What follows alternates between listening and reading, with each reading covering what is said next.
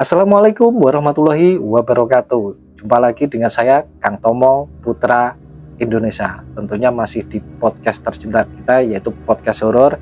Yang pada hari ini kita kedatangan tamu dari luar kota ya, tepatnya dari Kabupaten Lamongan.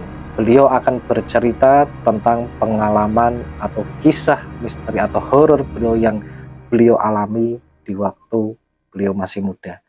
Siapakah beliau? Akan kita hadirkan tentunya di podcast Kang Tomo Putra Indonesia. Jangan lupa untuk dibantu subscribe, like, follow, dan komen. Langsung saja kita datang beliau, yaitu Bapak Yusuf. Selamat malam Bapak Yusuf. Selamat malam. Gimana kabarnya? Kang, alhamdulillah sehat. Alhamdulillah sehat ya. Kesibukannya apa? Saya sekarang kerja kalau pagi. Kalau pagi, siang, malam tetap kerja. Siang, malam tetap kerja. Ya. Tapi ini masih ada kesempatan. Iya, ini kerja juga. Oh, ini kerja juga. Kita silaturahmi lah ya. Iya. Ya, masa kerja terus. Iya.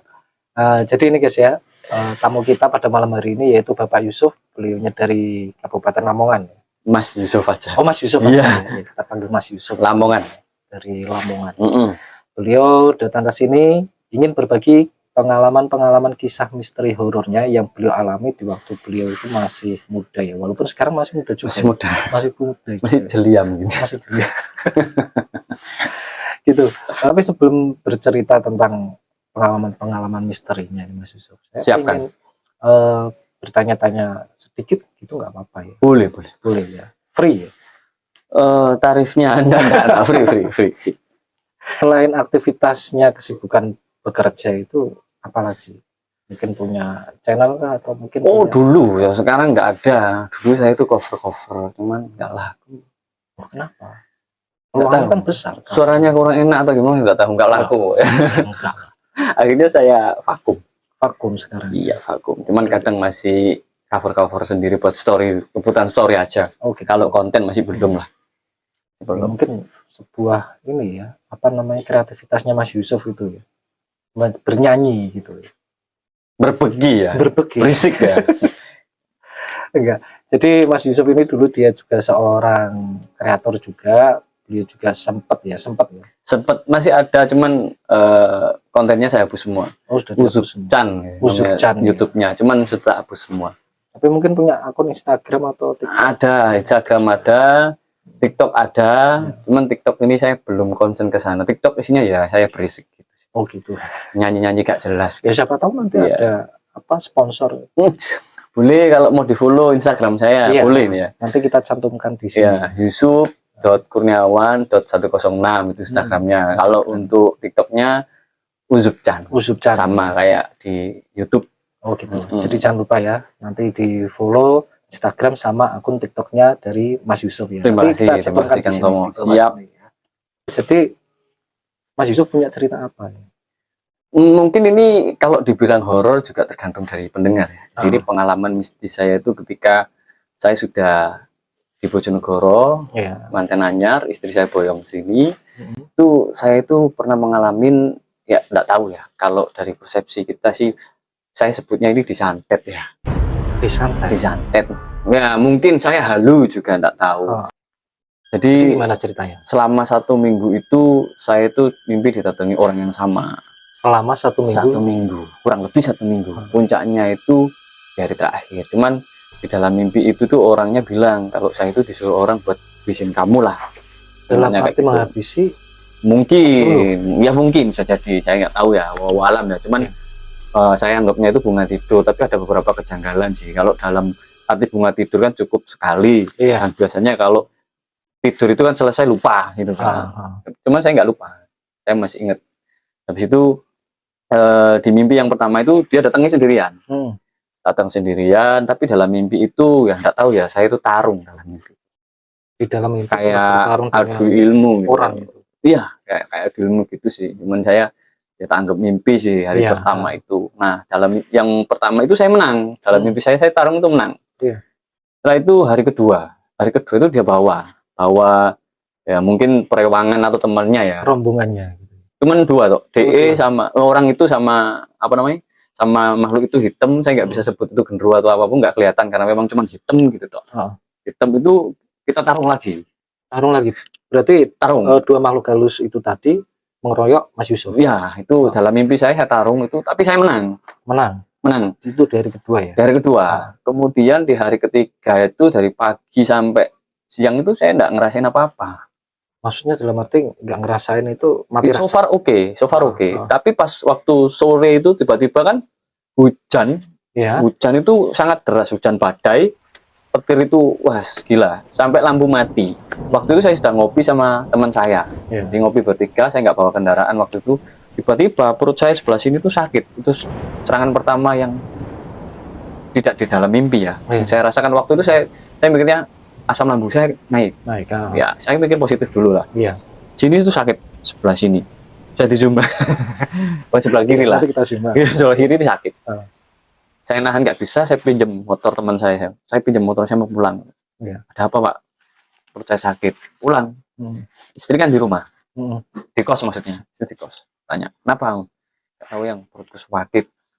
Sakit itu, wah gila. Sakitnya itu dibarengi sama sesak nafas.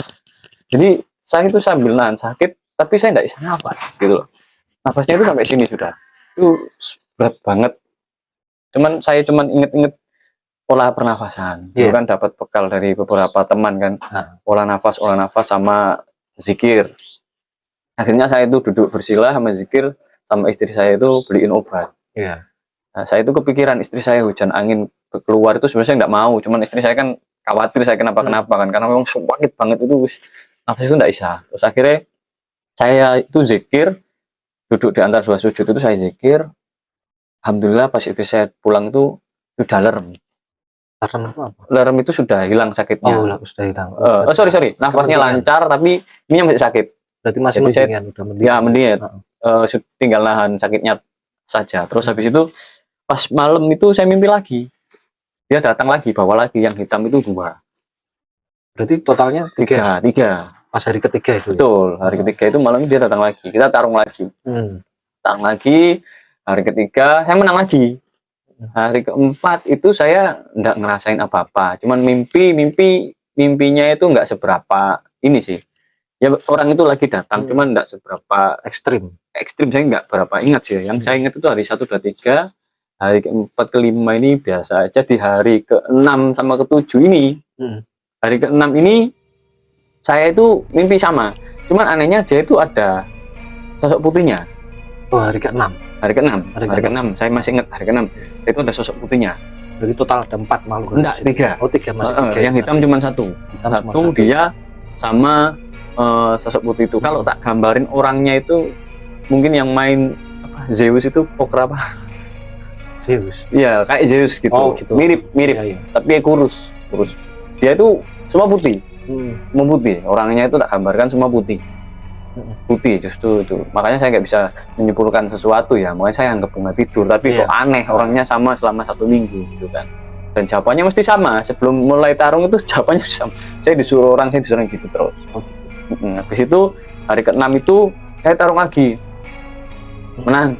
Nah pas hari ke-7 dari pagi sampai malam itu nggak ada apa-apa.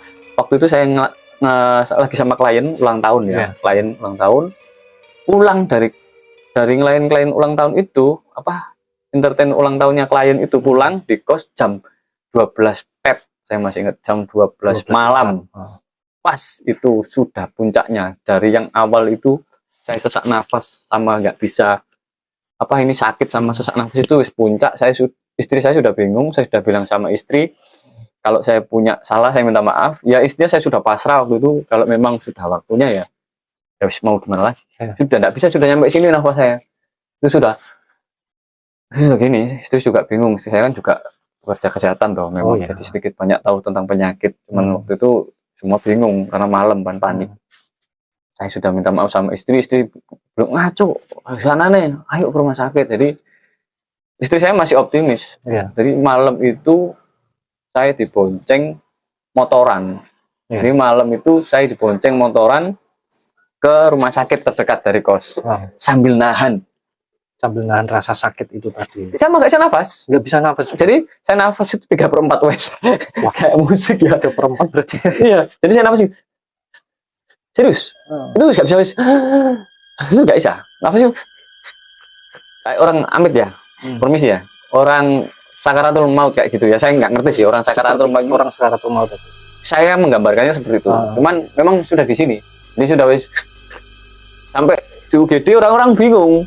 Ini anak muda masih seger, tapi kok masuk UGD badannya pucat gini gitu kan. Jadi saya di UGD segini sudah bisa apa-apa wis. Sini sakit, nahan sakit sama bisa nafas. Jadi saya itu meringkuk gitu kan. Datang kamar jenazah, bukan kamar troli. Tuh masuk saya, dimasukkan, itu sambil nahan, cek dokter ngecek, tuh gak ada penyakit, bingung juga. Istri saya kan juga pekerja kesehatan juga bingung. Sakit apa gitu kan.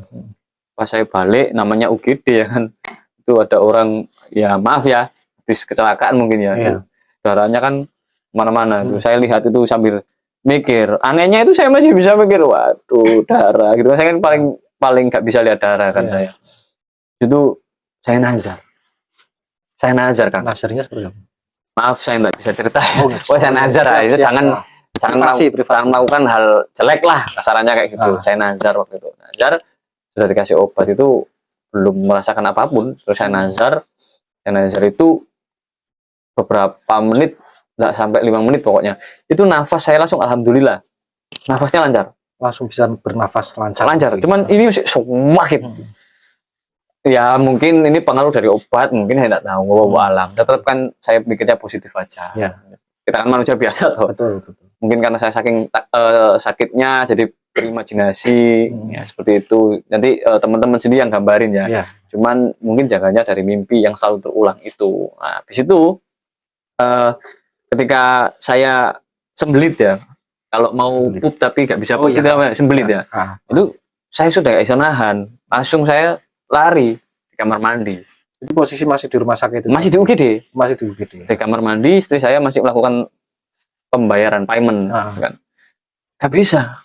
Namanya orang sembelit mungkin karena pengaruh obat ya. Gak bisa. Saya duduk lemas di depan pintu kamar mandi, karena tempat saya itu sudah ditempatin orang lain. Namanya juga UGD, orang kan gini terus kan. Ya enggak salah sih rumah sakit karena memang kan UGD, saya juga paham. Nah, waktu itu saya cuma bisa terdiam lemas gitu. Istri saya dan kok di sini gitu kan.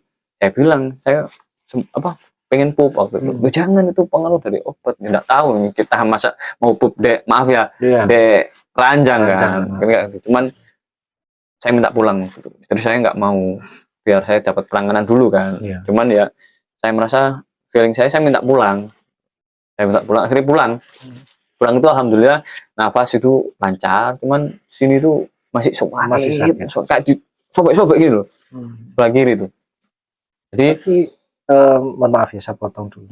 Ketika posisi di rumah sakit, itu penanganan dokternya itu ada tindakan seperti ronsen kah, atau mungkin yang lain-lain seperti itu? Dicek semua. Kalau ronsen belum, karena kan UGD.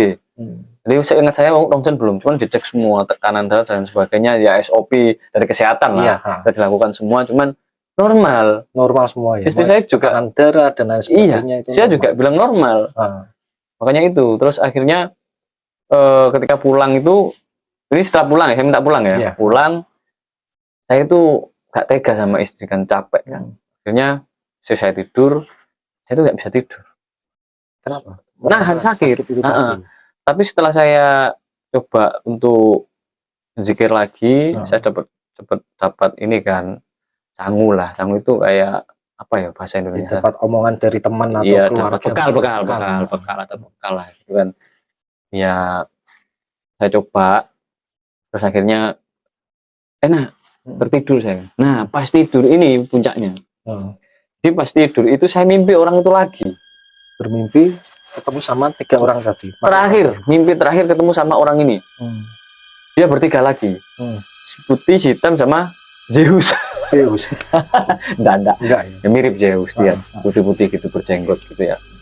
Nah, habis itu dia itu ngelempar saya batu merah tuh. Mungkin merah delima. Enggak tahu, bobohi ya, enggak tahu. Dia lempar saya batu 2. Terus tak tangkap sama saya. Itu dan ini semua adalah mimpi. Kayak orang nggak makan 3 hari. Iya. Itu rasa melayang dan gemetar gitu. Ya lemes. Orang keracunan apa ya? Orang yang belum makan terus lemes gitu. Oh, ya. Habis itu lempar balik. Tas. Itu dilempar ke ininya. Backsoundnya tas gitu. Lempar ya. Dilempar ke makhluk halusnya itu. Semua bertiga. Saya lempar. Ada yang nangkep. Kalau nggak salah itu Zeusnya nangkep. Cuman mereka terpelanting sendiri. Oh, terpental sendiri. Dalam mimpi saya itu mereka terpelanting sendiri. Terpelanting mereka terpelanting sendiri. Mereka itu wis nggak karu-karuan. Akhirnya maaf ya, singkat cerita mereka mati dalam mimpi saya itu. Kebakar. Nah pas saya bangun itu kayak saya nggak makan 2 hari atau 3 hari lah. Ini badan ini gini lemes, badan ini lemes banget. Sudah nggak bisa apa-apa ya, aktivitas ya bisa, cuman bisa masih bisa kan ya? Cuman tidak tenaga, lemes banget gitu. Yes, kayak orang belum makan gitu kan. Lemes banget. Nah waktu itu saya masih mikir ini bunga tidur. Cuman kan ya janggalnya kan habis ini ada kelanjutannya, itu yang saya bilang janggal itu ada. Jadi saya itu ada apa ya, kayak temen yang ahli spiritual gitu kan, biasanya yang kasih wejangan, terus yang ngingetin jangan jauh-jauh sama yang di atas gitu kan. Sering zikir jangan lupa. Itu tiba-tiba kita sudah lama lost kontak. Nah nomor saya ganti. Nah saya itu lupa kayak ngabarin mas ya, maaf mas ya. Tapi saya tidak sebut masnya ya. Iya nggak apa-apa. Jadi tiba-tiba besok sore itu beliau telepon saya. Telepon. Masuk, ya apa kondisi? Alhamdulillah sehat mas. Lu sampean kok tahu nomor saya? Iya. Nggak ngerti, aku tanya masmu kayak gitu. Sama masmu dikirim terus tak telepon sampean. Enten apa mas? Saya kemarin kok ada firasat. Lah ini janggalnya di sini kok bisa nyampe. Berarti dia langsung secara kasat mata terasa mungkin. Kurang tahu juga frekuensi mungkin kalau kata-katanya itu sinkron. Mungkin. Jadi waktu itu masnya telepon saya. Tanya, "Kenapa? Apa-apa, Mas? Emangnya ada apa?" Saya tuh dapat firasat melihat sampean itu ada semacam gangguan. Dan saya melihat perut sampean sebelah kiri kok bisa nyambung. Nggak tahu. Nah, ini yang saya bilang janggal ini.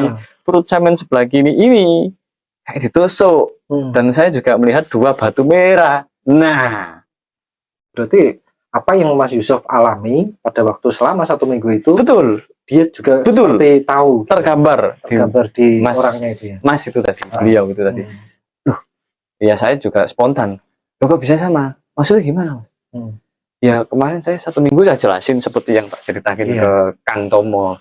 Terus dia bilang, wah hati-hati Mas, indikasi di head. Oh gitu. Indikasinya. Cuman positive thinking saja. Karena mungkin janggalnya beliau bisa mentransferasi apa yang saya rasakan, yang saya alami selama 1 minggu itu beliau tahu.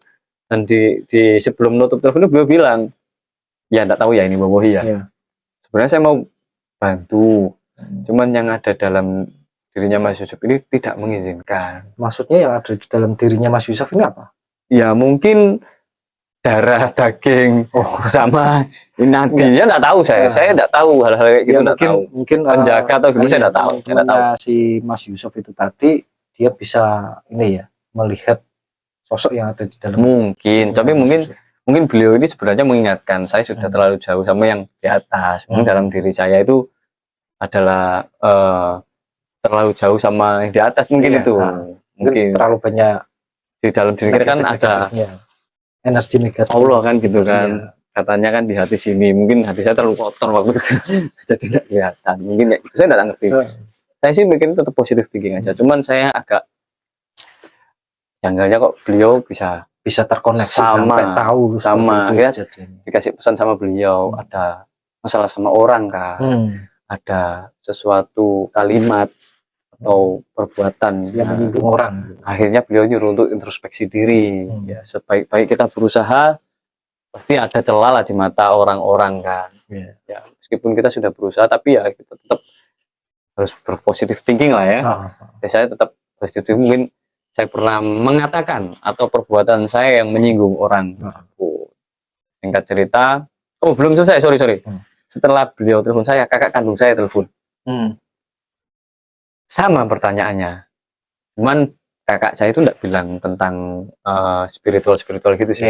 Ketika saya sampaikan, kakak saya cuma bilang, sudah lupakan hal seperti itu, kamu fokus saja, anggap saja itu bunga tidur, biar tidak menjadi beban pikiranmu. Ya betul juga sih. Jadi mengasih motivasi ke Mas Yusuf, betul, ya, supaya nggak berpikir bahwa itu perwujudan santet atau tenung kayak gitu. Betul, dua-duanya baik, tidak ada yang salah. Cuman mereka menyampaikan dengan bahasa masing-masing. Intinya mengingatkan saya agar tidak lupa beribadah gitu. Saya memang sudah bolong-bolong ya, sholat dan lain-lainnya. Memang saya merasa jauh dari yang di atas. Jadi pertanyaan ini Mas Yusuf. Monggo. Dalam kurun sambil waktu merokok boleh kan? Oh nggak apa-apa, silakan. Jadi dalam kurun waktu 1 minggu itu, ketika Mas Yusuf mengalami kejadian-kejadian itu, ada nggak kejanggalan yang aneh pada diri istrinya Mas Yusuf? Mungkin saya juga merasakan energi yang apa alami ini kayak gitu, mungkin ada nggak? Nggak ada sih. Nggak ada ya. Istriku ini orangnya realitas, kurang percaya hal-hal goib ya. Yang halus di mata dia cuma rambut dan bulu. Tunggu dulu. Gimana? Saya dapat masukan juga, dapat inputan. Sebenarnya itu yang diserang bukan saya. Tetapi istri saya. Istrinya Mas Yusuf yang diserang. Mental ke saya. Aneh kan? Iya. Padahal targetnya kan istrinya Mas Yusuf. Tapi kenapa kok bisa berbelok? Atau mungkin power energi pikirannya si istrinya Mas Yusuf ya, mungkin dia sudah punya pikiran realita itu tadi. Mungkin ya, saya nggak tahu, saya bohong. Cuman saya ada inputan, cuman tak anggap ya cukup tahu lah. Karena kan setiap orang bebas menafsirkan betul, apa yang mereka tangkap. Saya lihat lampu biru aja belum tentu sampai bilang biru. Iya kan? Semua orang itu punya wadah sendiri, punya tafsiran sendiri. Punya cara pandang sendiri lah. Kopi ini pahit enak menurut sampean, menurut saya belum tentu enak. Iya betul. Tapi kita juga saling harus menghargai. Karena perbedaan itu indah. Iya. Bineka Tunggal Ika. Iya. Pelangi itu kalau hijau semua nggak jadi pelangi. Nggak jadi pelangi. Godong. NKRI harga mati. Gitu ya. Nah, jadi itu tadi ya pengalaman horor atau misteri dari Mas Yusuf ya. Ketika beliau pada kondisi seperti itu, tetapi beliau masih bisa berpikir positif bahwasanya itu hanya sebuah kembang tidur atau benar tidur, tidak dijadikan beban sama beliau dan keluarganya beliau atau teman-teman beliau, bahkan memberikan motivasi bahwasanya udahlah itu hanya bunga tidur, nggak usah kamu tanggapin terlalu serius. Memang benar, kalau semakin kita berpikiran negatif bahwasanya itu adalah sebuah santet atau tenung ya, maka itu akan terwujud juga. Jadi kita harus berpikiran positif gitu Mas Yusuf ya, supaya always positif. Nah, supaya energi-energi negatif itu tidak menyerang ke tubuh kita dan mental gitu ya. Semua kan nyerangnya, maaf ya yang saya tahu ya, semua itu nyerangnya ke pikiran. Iya, betul. Terus jadi medis, setahu saya. Betul, koreksi kalau saya salahkan. Jadi memang benar kita hidup di dunia ini bukan hanya hidup sendiri, bukan hanya manusia saja, tapi juga banyak makhluk halus atau jin yang berseliweran di sekitar kita. Ya, misalnya. Tapi hal-hal seperti itu jangan terlalu kita pikirkan. Betul. Karena itu juga akan menguras energi dan juga menguras keuangan kita, betul ya? Betul. Nah, keuangan? Iya. Kan bisa. Kalau orangnya berpikiran negatif, bahwa saya kena santet. Akhirnya kan ke rumah sakit seperti yang Mas Yusuf. Iya, betul. Akhirnya lambat laun penyakit itu akan terus berkembang, ya kan? Kalau dia masih berpikiran negatif. Jadi penyakit medis yang akhirnya akan menguras keuangan. Betul. Seperti itu. Ada kejadian lagi. Gimana? Ini sangat menyeramkan. Menyeramkan sekali. Ini pada waktu di rumah, saya masih belum menikah. Belum menikah, masih bujang bunyu ya. Jadi waktu itu saya itu tidur. Saya tidur lebih awal. Iya. Nah, ketika saya mau bangun itu saya merasakan tangan saya ini berat, tidak bisa bergerak. Tangan kanan atau tangan kiri? Tangan kanan. Tangan kanan. Beratnya itu Nggak bisa gerak. Oh, nggak bisa gerak. Nah, kalau kata orang Tindin, Heeh. saya itu nggak berani lihat. Tindin itu kan biasanya gendruwo. Iya. Heeh. Nggak berani lihat. Pas saya noleh ternyata kakak saya yang nindin. Iya. Bercanda. Iya. Jadi itu kisah menarik, kisah misteri, kisah horor dari Mas Yusuf. Tetap pantengin channelnya Kang Tomo Putra Indonesia. Jangan lupa untuk di-subscribe, Kang di-like, Tomo. dan di-share ke teman-temannya. Sukses selalu buat Mas Yusuf. Sama-sama Sehat Kang selalu, Tomo. dan Siap. terima kasih sudah Amin. hadir di podcastnya Kang Tomo Putra Siap. Indonesia. Siap.